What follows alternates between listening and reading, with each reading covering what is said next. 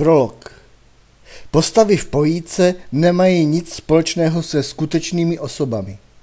Stvárněné charaktery jsou pouhou fabulací autora povídky. Globálně zmáčknuté kulky. Nechal nás čekat v oku kamer několik minut. Možná se bavil jako velký bratr a prohlížel si buclatou zvukařku. Možná viděl i pod kůži. Možná nám chtěl dát najevo svou nadřazenost. Možná. Možná jen služka otálela s naším uvedením. Avšak určitě je potěšený, když hledí na naše přípravy. Kření se do světel, mrká na čočku kamery. Opírá se pohodlně do křesla, roztáhlá stehna a přidává vtipy.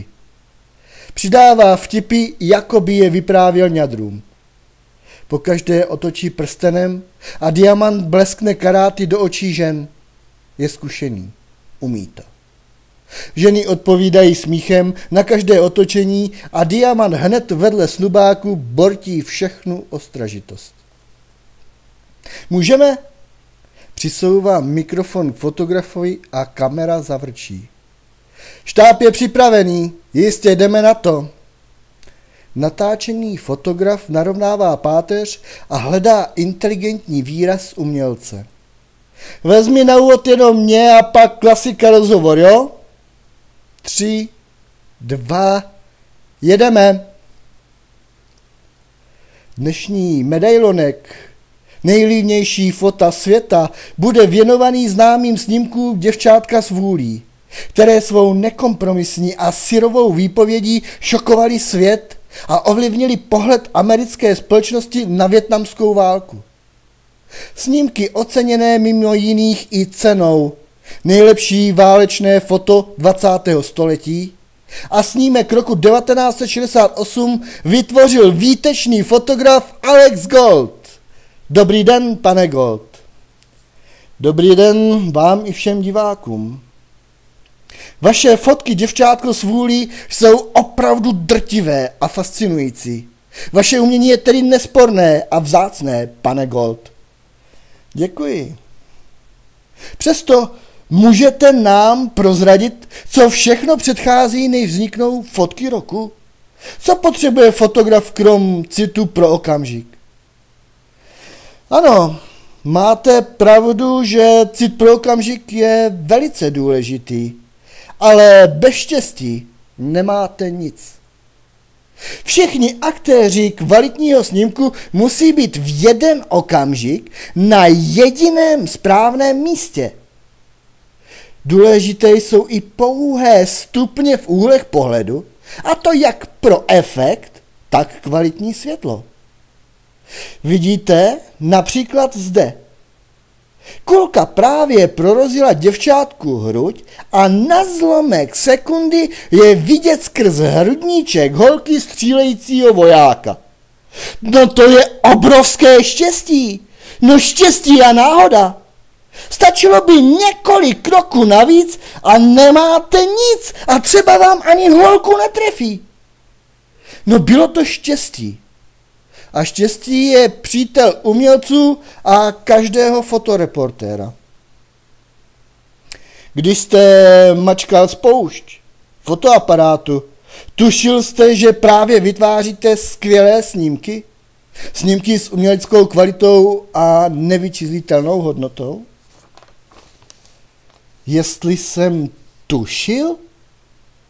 Pane redaktore, já jsem modlil, aby ta holka udělala ještě krok, abych mohl zmáčknout další a další snímek. Já netušil, pane redaktor, já 100% věděl, že každá sekunda má cenu zlata.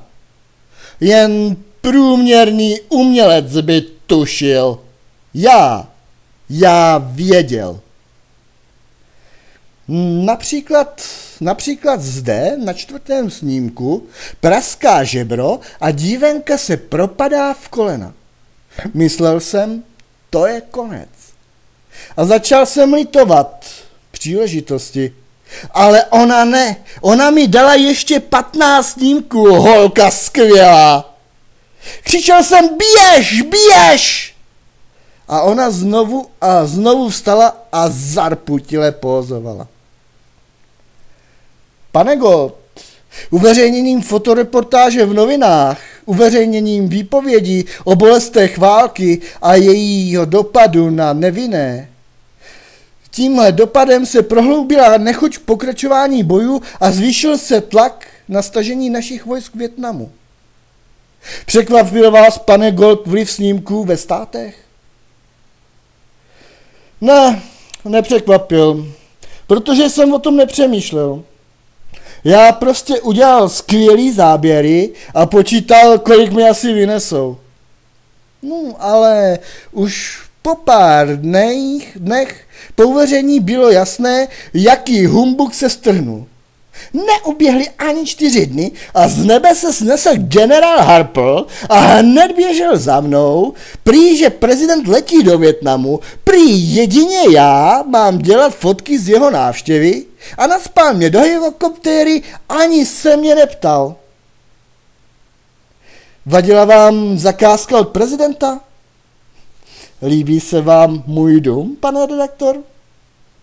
Ano, je vkusný, vzdušný, prostorný, pohodlný. Ne, nevadila mi. Sice snímky z nemocnice neměly emocionální ani uměleckou šťávu, i když to zděšení personálu a ten kvapík, do jakého se uvodli doktoři a sestry, jen co uviděli prezidenta. O 6 hodin později.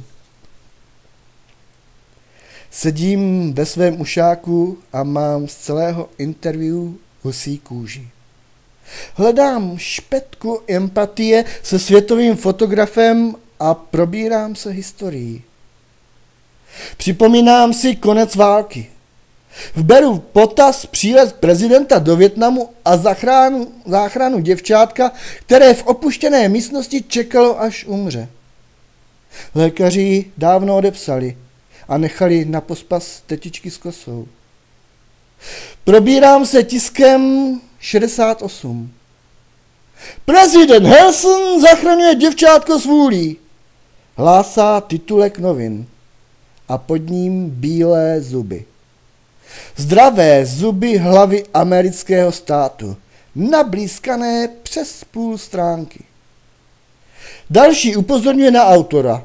Fotograf Gold ve službách USA. A další. Helson a zdravé děvčátko s vůlí.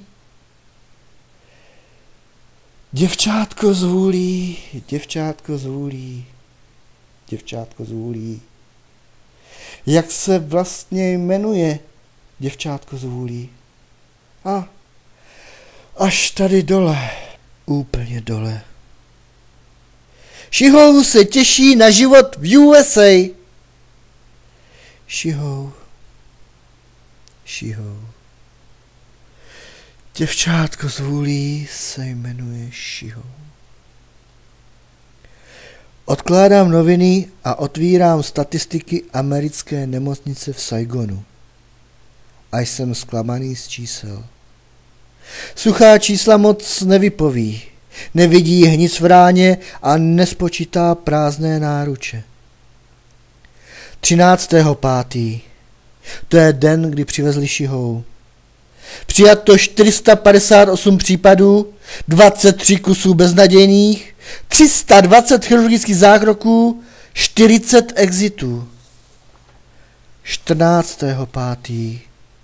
Přijato 401 případů, 8 kusů beznadějných, 327 chirurgických zákroků, 17 exitů.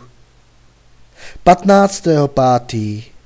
Přijato 172 případů, 21 kusů beznadějných, 425 chirurgických zákroků, 33 exitů. 16.5.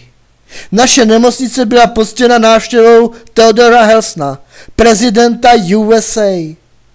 Přijato 404 případů, 27 kusů beznadějných, 14 chirurgických zákroků, 302 exitů. Proč tolik? Jak to 302 exitů? 17.5. Přijato 143 případů, 9 kusů beznadějných, 38 chirurgických zákroků, jen 38, 195 exitů.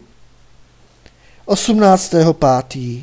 Přijato 188 případů, 5 kusů beznadějných, 78 chirurgických zákroků, 108 exitů. Unavený prací odkládám noviny a statistiky. Pouštím si klimatizaci. Relaxuji a ušák příjemně zavrže při každém nahnutí sklenky z Bordeaux. V televizi upřímný hlas chválí stav Unie.